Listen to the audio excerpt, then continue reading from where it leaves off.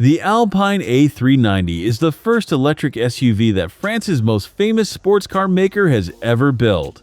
And for 2026, it arrives asking one almost impossible question: can a 2-ton crossover still be a real Alpine? Alpine built its name on lightness. On the featherweight A110, a 2-seat sports car that barely troubles a ton and turns like a scalpel. This new machine weighs almost twice as much, wears 5 doors, and must carry a family and its luggage. If you want the honest verdict before you spend a penny on one, subscribe, because that is exactly where this is going. On paper, that is the opposite of everything the badge stands for. Yet the company swears the real answer lives in something you cannot see on a showroom floor. So stay with me, because that hidden piece is where the story turns. The test begins with the way it looks. Finished in a deep matte gray, the A390 wears its name in wide capital letters across a smooth, closed nose, with no grille in sight. Flanking that panel sit slim light blades shaped like arrowheads, a nod to the constellation of dots Alpine uses inside its lamps. The bonnet carries a single raised spine down the center, the roof sinks into a low coupe tail, and the surfacing pinches tight over big, dark alloy wheels. The door handles sit flush, and at the back, a thin light bar runs the full width above the model badge. It is tall, yet from the right 3/4 angle it genuinely reads as something sporting, not something built for the school run. On styling alone, Alpine has mostly pulled it off. Open a door and the intent turns serious, because inside, this is a driver's car first and a family hauler second. The steering wheel is chunky and flat along the bottom, and on one spoke sits a bright red button that fires a short overtake burst, lifted straight out of motorsport. Your feet rest on drilled alloy pedals. Rising from the console is a tall portrait touchscreen running something no direct rival offers. It is an Alpine coaching app with live telemetry, driving challenges and lap-style feedback. As if the car expects you somewhere exciting. The sport seats hold you in a soft suede-like trim stitched in cool Alpine blue. And the surfaces you touch feel as special as the badge demands. Look closer, and a few switches are clearly borrowed from cheaper cars. But the parts that matter have been given real ceremony. Then comes the twist the old Alpine could never manage.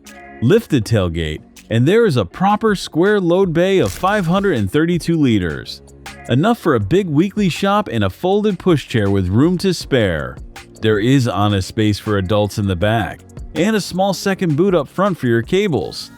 The maker, once obsessed with a tiny 2-seater, has built a car a household could live with every day. Read that as clever growth or quiet betrayal, depending on how much you loved the featherweight before it.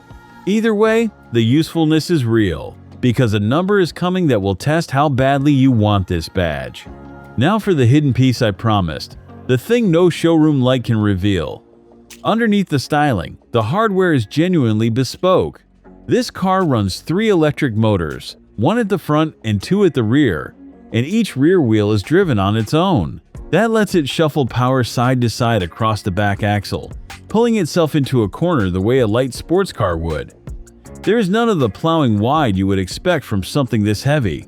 In GT trim, that means nearly 400 horsepower and a 0 to 62 miles an hour sprint of 4.8 seconds. An 89 kilowatt-hour battery quotes up to 345 miles on the official cycle, and rapid charging climbs to 150 kilowatts. Alpine has aimed the whole car at the electric Porsche Macan, which tells you how seriously it wants to be judged. So does the trick work on a road? I have not driven it, so I will not pretend. But the engineers and testers who have keep landing on the same word, and that word is agile. The early drives describe a heavy SUV that hides its mass almost indecently well. Changing direction with a crispness the scales say should be impossible. With that power underneath and an axle built to rotate the body, the figures and the first verdicts point the same way. If more of that story is what you come here for, stick around, because there is plenty more coming.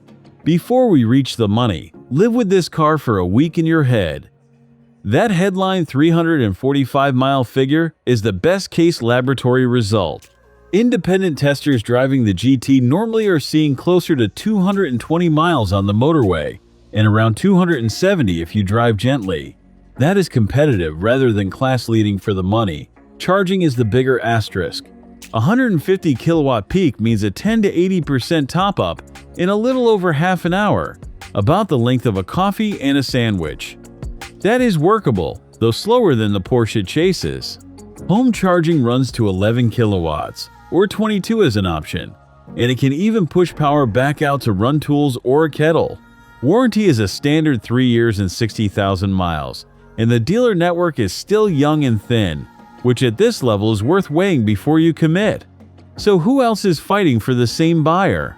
The obvious target is the electric Porsche Macan, which opens higher, near 72,000 pounds for the all-wheel drive 4, charges far quicker on 800-volt hardware, and travels further between plugs.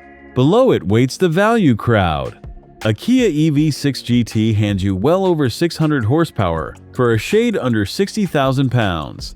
And a Hyundai Ioniq 5N, near 65,000, will embarrass almost anything to 62 miles an hour in 3.4 seconds. On raw figures, the Alpine is beaten. On the way it uses them, it fights back hard. Now that number? In GT form, this Alpine opens at a little over 61,000.